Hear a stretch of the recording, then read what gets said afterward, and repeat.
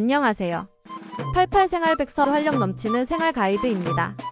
비타민 B군 시리즈 마지막 편입니다. 오늘은 가장 중요하면서도 부족하기 쉬운 두 가지 비타민 B구 엽산과 BCB에 대해 알아보겠습니다. 특히 빈혈이 있으시거나 기억력 저하를 경험하시는 분들, 그리고 채식을 하시는 분들은 꼭 주의 깊게 들어주세요. 이 두 비타민은 우리 몸의 혈액 생성과 신경계 건강에 절대적으로 필요한 영양소입니다. 비타민 B구 엽산은 우리 몸의 설계도인 DNA를 만드는 데 꼭 필요한 비타민입니다. 특히 세포가 분열하고 새로운 세포가 만들어질 때 반드시 필요합니다. 그래서 성장기 아이들과 임산부에게 특히 중요합니다. 엽산은 건강한 적혈구를 만드는 데도 핵심적인 역할을 합니다. 엽산이 부족하면 제대로 된 적혈구가 만들어지지 않아요. 임산부에게는 더욱 중요합니다. 태아의 신경관이 제대로 발달하려면 충분한 엽산이 필요하거든요. 임신을 준비하는 여성은 임신 전부터 엽산을 충분히 섭취해야 합니다. 엽산이 부족하면 어떤 증상이 나타날까요? 가장 대표적인 것이 거대 정모 구성 빈혈입니다.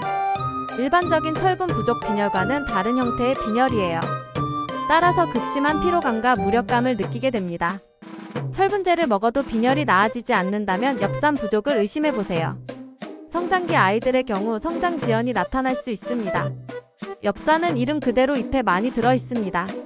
시금치, 케일 같은 녹색 잎채소가 최고의 공급원입니다. 콩류에도 아주 많이 들어있습니다. 된장, 청국장 같은 우리나라 전통 발효식품도 좋은 공급원이에요. 아스파라거스와 브로콜리도 엽산이 풍부한 채소입니다. 과일 중에는 오렌지에 많이 들어있습니다.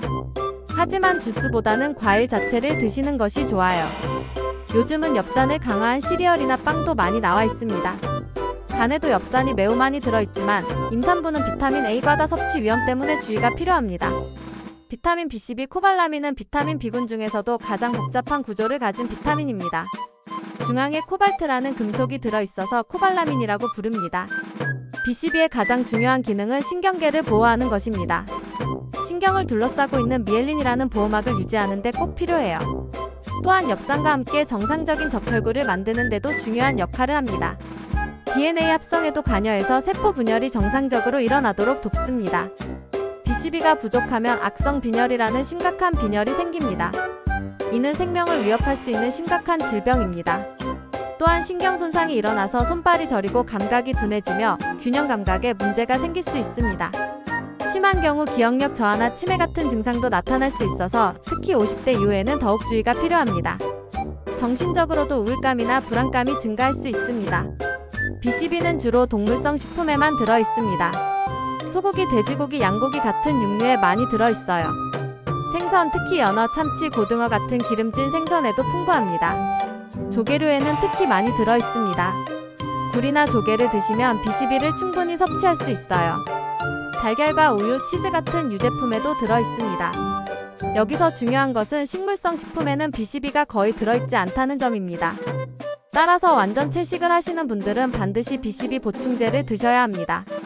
요즘은 BCB를 강화한 두유나 시리얼도 나와 있으니 채식주의자분들은 이런 제품을 활용하세요. BCB는 흡수가 복잡합니다. 위에서 나오는 내재인자라는 물질과 결합해야만 소장에서 흡수됩니다. 나이가 들면서 위 기능이 떨어지면 BCB 흡수도 어려워집니다. 다행히 BCB는 간에 3에서 5년치가 저장되어 있어서 갑자기 부족해지지는 않습니다. 하지만 일단 부족해지면 회복하는 데 시간이 오래 걸려요. 50대 이후에는 위산 분비가 줄어들면서 BCB 흡수가 어려워집니다. 정기적인 혈액 검사를 통해 BCB 수치를 확인하시는 것이 좋습니다. 특히 위염이나 위궤양이 있으신 분들, 위산 억제제를 복용하시는 분들은 더욱 주의가 필요합니다. 당뇨병 치료제인 메트포민을 드시는 분들도 BCB 흡수가 방해받을 수 있으니 주의하세요. B구와 BCB 부족은 간단한 혈액 검사로 확인할 수 있습니다. 특히 50대 이후에는 정기 건강검진 때 꼭 포함시키시기 바랍니다. 호모시스테인이라는 수치도 함께 확인하면 더 정확합니다. 이 수치가 높으면 엽산이나 BCB 부족을 의심할 수 있어요. 음식으로 충분히 섭취하기 어렵다면 보충제를 고려해 볼 수 있습니다. 하지만 반드시 의사나 약사와 상담 후 복용하세요. 특히 임산부의 엽산 보충제는 의사의 처방에 따라 드시는 것이 안전합니다. 지금까지 3편에 걸쳐 비타민 B군 8가지를 모두 살펴봤습니다. 다시 한번 정리해드리겠습니다.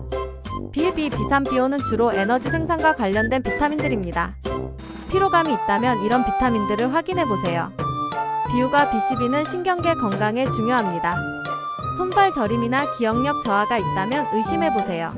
비칠비오틴은 피부와 모발 건강에 직접적인 영향을 미칩니다. 비구엽산과 BCB는 건강한 혈액을 만드는 데 필수적입니다. 가장 중요한 것은 균형 잡힌 식단입니다. 고기, 생선, 달걀, 유제품 그리고 다양한 채소를 고루 드시면 대부분의 비타민, B군을 충분히 섭취할 수 있습니다. 마지막으로 당부드리고 싶은 것은 영양제는 음식을 대신할 수 없다는 점입니다. 무엇보다 다양한 음식을 통한 균형 잡힌 식단이 가장 중요합니다. 특별한 증상이 있거나 채식을 하신다면 전문가와 상담 후 적절한 보충제를 선택하시기 바랍니다. 비타민 B군 시리즈가 여러분의 건강한 100세 시대 준비에 도움이 되었기를 바랍니다. 구독과 좋아요는 유익한 정보 제공에 큰 힘이 됩니다.